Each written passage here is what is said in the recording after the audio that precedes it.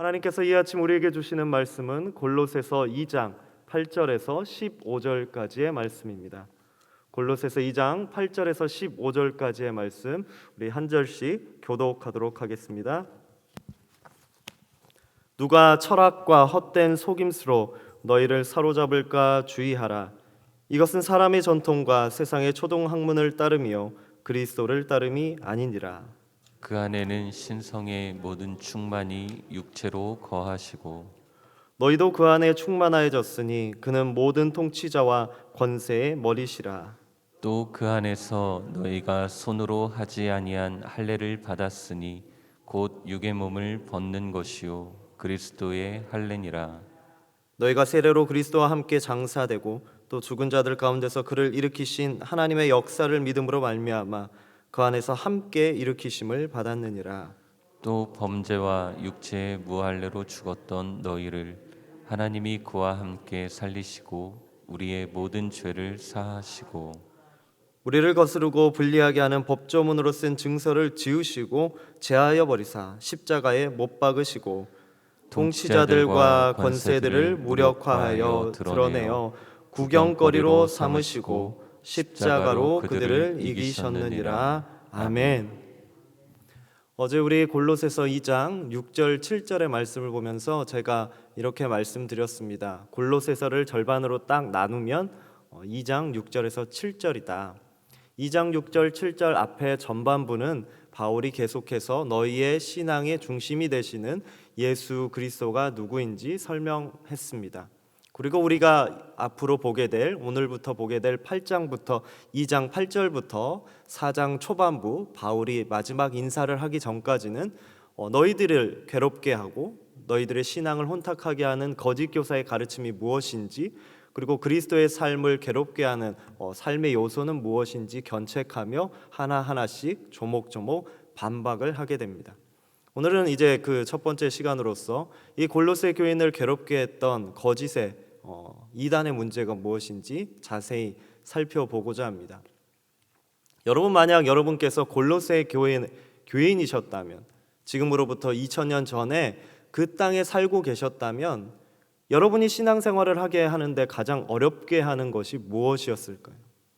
여러분이 예수 그리스도의 복음을 받아들이는데 가장 어렵게 했던 요소가 무엇이겠습니까?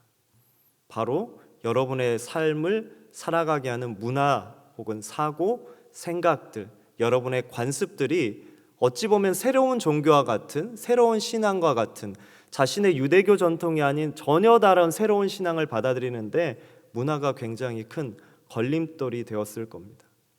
오늘 우리는 너무나 쉽게 골로새 교회를 괴롭히던 사람들, 신앙을 혼탁하던 사람들을 거짓 교사라는 한 단어로 이야기하고 이단이라고 쉽게 이야기하지만 여러분 만약 우리가 그 당시에 살고 있었다면 이단이라고 거짓 교사라고 말은 하지만 그럴듯하게 그들의 가르침이 들렸을 겁니다. 왜 그러냐면 평생을 그들의 민족, 어찌 보면 유대 민족들이 지켜온 생활 방식과 사고 방식을 틀렸다고 하니까 그들이 믿어왔던 것이 아니라고 하니까 마음으로는 주님을 모시고 싶지만 한편으로는 제대로 신앙생활하고 싶지만 그 거짓 교사들의 가르침이 귀에 시험으로 다가왔을 겁니다. 그럴듯하다라고 넘어갔을 겁니다. 그 대표적인 예가 오늘 8절에서 시작합니다. 오늘 바울이 이렇게 이야기합니다. 누가 철학과 헛된 속임수로 너희를 사로잡을까 주의하라. 이것은 전통과 세상의 초등학문을 따름이요 그리스도를 따름이 아니니라. 여기서 철학 그리고 초등학문이라는 단어가 나옵니다. 여기서 거짓 교사들이 와서 이야기했다는 겁니다. 철학을 전파하고 초등학문을 따라가라고 이야기를 했다는 겁니다.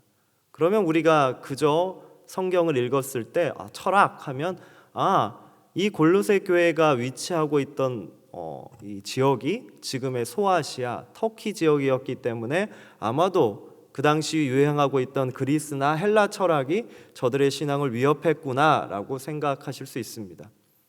하지만 제가 서두에 말씀드린 것처럼 그들을 시험에 들게 했던 것은 그들의 문화였습니다. 여기서 말하는 철학은 유대교 신앙을 이야기합니다. 어떻게 유대교 신앙이 철학이 되었을 수 있었을까? 역사적 자료를 보면 유대인들은 자신의 사상을 철학이라고 얘기했습니다. 복음서에 보면 예수님을 괴롭게 했던, 예수님과 늘 대척점을 이뤘던 바리새인, 사두개인, 랍비, 에세네파, 이들 모두 자신의 신앙을 철학이라는 명목하에 주장했습니다. 그렇다 보니 이러한 철학을 계속 따라가다는 것이 바울에게는 초등학문과 같은 것이다 라고 이야기했습니다. 특별히 이들의 초등학문을 지배하고 있던 것은 오늘 이런 에세네파, 사두개인, 랍비 이들의 이야기가 아니고 그들의 민간신앙이었습니다. 민간신앙의 사상을 이야기합니다. 그 당시를 살아가고 있던 유대인의 민간사상에는 어떤 것이 있느냐? 천사론과 귀신론이 있습니다. 우리 성경에서 찾아볼 수 없는 천사론과 귀신론이 그들의 삶을 지배하고 있었습니다. 이를 이해하기 위해서는 우리 이스라엘 역사를 다시 한번 곱씹어 볼 필요가 있습니다. 여러분, 하나님의 언약의 백성들이 출애굽을 합니다. 노예 생활에서 400년 노예 생활에서 벗어나서 하나님의 약속의 땅으로 들어가서 이제 하나님의 말씀대로 살 줄 알았습니다. 그런데 어떻게 됐습니까? 하나님께서 나라를 세워주셨지만 그들이 분열됩니다. 그들의 이익을 쫓아 분열되죠. 북이스라엘과 남유다로 솔로몬 이후에 갈라집니다. 하지만 그들의 악행이 거기서 끝났습니까? 아닙니다. 그저 세상의 바알과 아세라를 쫓으며 자신의 유익을 쫓아가자 그 백성을 사랑하신 하나님께서 그들을 징계함으로, 사랑함으로 징계함으로 이민족의 침입을 받게 만들죠. 그래서 북이스라엘은 아수르에, 남유다는 바벨로니아에 끌려갑니다. 북이스라엘은 거의 나라가 없어지고 남유다 백성들은 포로로 바벨론으로 잡혀가서 70년 포로 생활을 하게 되죠. 그리고 그들이 다시 자신들의 고향에 돌아와서 이제 어떻게 합니까? 우리가 신앙생활을 열심히 해봐야겠다. 그리고 하나님의 율법을 더 묵상해야겠다라고 하면서 율법을 쪼개고 수백 가지로 쪼개서 정결례, 무슨 법들을 만듭니다. 왜 그렇게 만들었습니까? 다시는 벌을 받지 않고 싶어서 그렇게 만들었죠. 하지만 그들이 해결하지 못한 문제가 있었습니다. 율법을 그대로 지키며 하나님께서 복을 주실 줄 알았는데 이민족이 계속 침입해 옵니다. 하나님의 말씀을 따라도 이민족이 침입해 오고 고난을 당하고 또 고난을 당하고 계속 고난을 당하니 그들이 다른 생각을 하기 시작합니다. 하나님의 공의와 통치는 분명히 있겠지만 우리가 아는 그 하나님 말고 다른 존재가 있나 보다. 분명 하나님은 우리 가운데 존재하시지만 악한 영들이 하나님께서 주시는 그 은혜를 중간에서 가로막고 있구나라고 생각하기 시작합니다. 그래서 그 악한 영들이 관할을 하고 있는 세상이 있는데 그 영역 때문에 우리가 지금 이 끊임없는 고난을 받고 있다. 그래서 이 고난의 책임이 하나님께 있는 것이 아니라 이 영들에게 있다. 그러면서 악한 영, 귀신론, 그리고 천사가 세상을 주관한다 그래서 천사론, 듣도 보도 못한 성경에도 없는 이야기들이 그들의 민간신앙에 등장하게 됩니다. 이것이 유대교 안에서는 이단이었습니다. 정통 유대교 안에서는 이단이었지만 민간 사상으로 내려오면서 유대인들 머릿속에 이것이 하나의 사고로 어려운 일을 당할 때마다 이건 악한 영의 일이야. 내가 천사한테 잘 보여야겠다. 이런 생각이 그들의 사고를 잡고 있었습니다. 그래서 이러한 거짓 교사의 가르침들 때문에 골로새 교회 성도들이 예수 그리스도를 온전히 바라볼 수 없었습니다. 그래서 오늘 바울이 9절에 이렇게 이야기합니다. 그 안에는 신성의 모든 충만이 육체로 거하시고, 하나님의 모습, 예수 그리스도 안에 하나님이 담겨 계신다. 예수 그리스도가 완벽한 인간의 모습을 입고 오셨지만 그분이 곧 하나님의 형상, 하나님이시다. 너희가 세상에서 다른 영을 찾고 있지만 다른 영한테 앞서가면서 그 영에게 너희의 마음을 위로받길 원하고 너희의 고난을 어떻게 해결해 보려고 지금 노력하고 있지만 잘못되었다. 우리 예수님께서 하나님의 인간의 모습을 입고 이 땅에 오셨다. 그분을 따르라. 너희가 무엇을 두려워하고 누구를 경배하느냐라고 지금 견책하고 있습니다. 귀신들 겁낼 필요 없다. 하나님의 신성이 충만한 예수 그리스도가 너희를 위해 죽으시고 부활하시고 새 생명을 허락하셨다는 것입니다.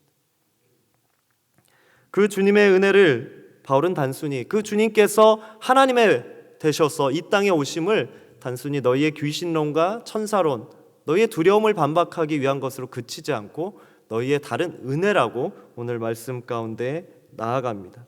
더 나아가 율법주의의 문제까지 해결할 수 있다고 오늘 본문 11절에서 이렇게 이야기합니다.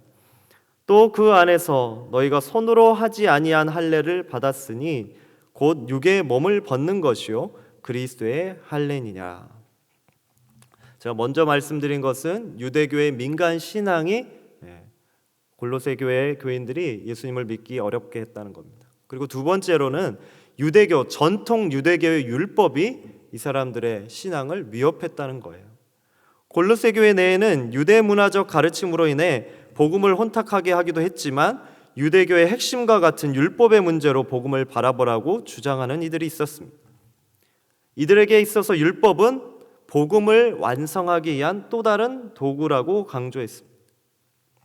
완벽한 하나님의 구원을 받기 위해서는 유대교의 율법의 전통을 따라야 된다. 하나님의 백성이 되기 위해서는 하나님의 백성이 되는 통과 의례 율법을 따라야 된다. 그것이 바로 할례였습니다. 이미 이 문제는 사도행전에서 초대교회의 논쟁거리가 됐습니다. 그리고 바울이 복음을 증거할 때 갈라디아 교회에서도 이 할례의 문제가 큰 논쟁이었습니다. 우리가 어떻게 구원을 받느냐? 예수 그리스도의 복음만이면 된다. 근데 유대 선생들이 와서 얘기하는 거, 그거 아니다. 너의 할례도 받아야 된다. 그래야 완벽해진다. 그런데 오늘 바울은 뭐라 그럽니까?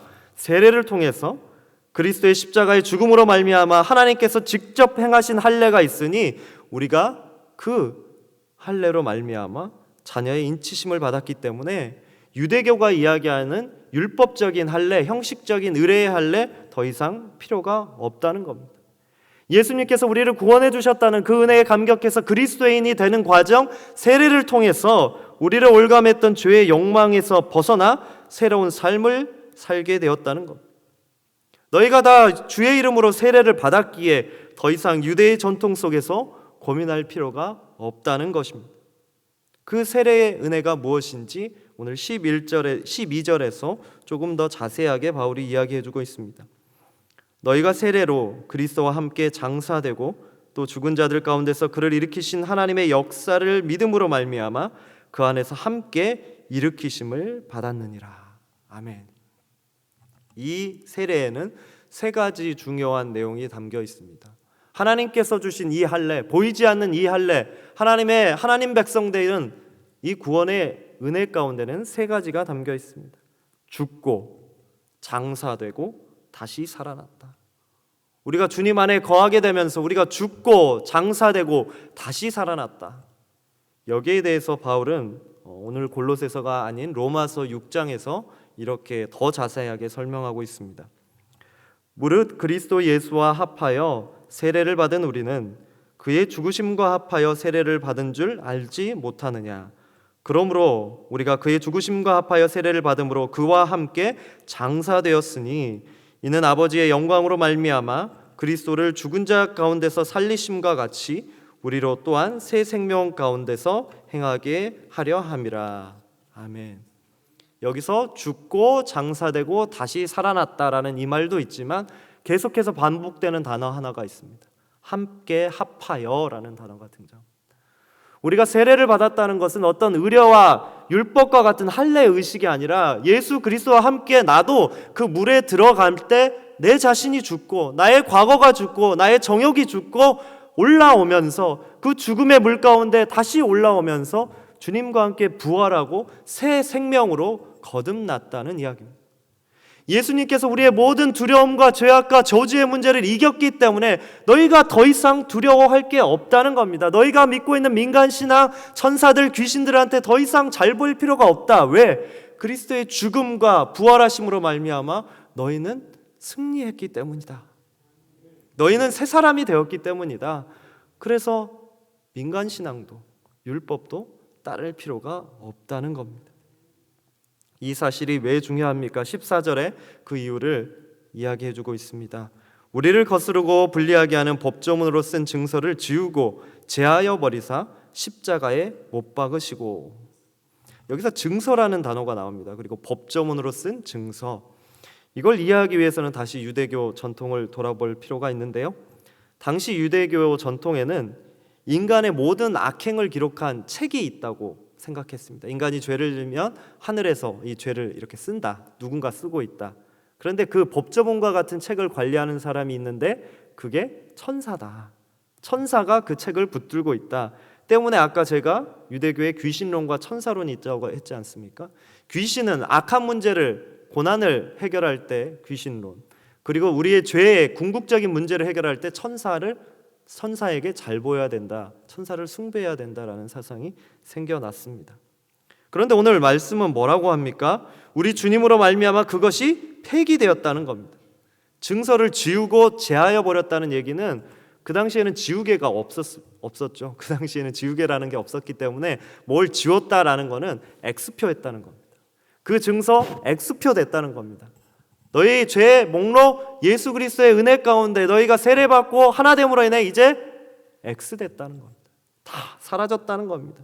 세례를 받음으로 그와 연합함으로 말미암아 모든 죄의 문제가 해결되고 용서받았습니다. 그렇기에 다른 것에 흔들리지 마라. 다른 것에 너의 마음을 뺏기지 말고 그리스도의 복음 하나로 충분하다. 오늘 바울이 이 골로새 교인들에게 계속해서 증거하고 선포하고 있습니다. 사랑하는 여러분, 오늘 우리는 골로새 지역에 살고 있는 유대 전통에 속한 백성들은 아닙니다.